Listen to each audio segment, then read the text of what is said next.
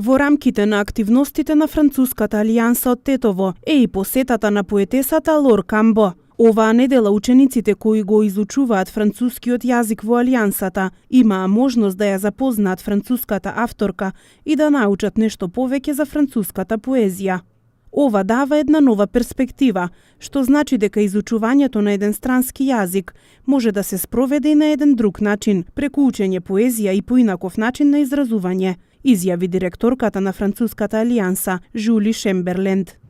Лор Камбо пишува од 12 години. До сега има издадено 8 книги и повеќе публикации во француски списанија. Таа вели дека во Канада имала чест да го запознае големиот поет Луан Старова и со негово посредство била поканета на Струшките вечери на поезијата. Оваа посета на Лор Камбо во Тетово е во рамките на нејзиното учество на манифестацијата Денови на наим.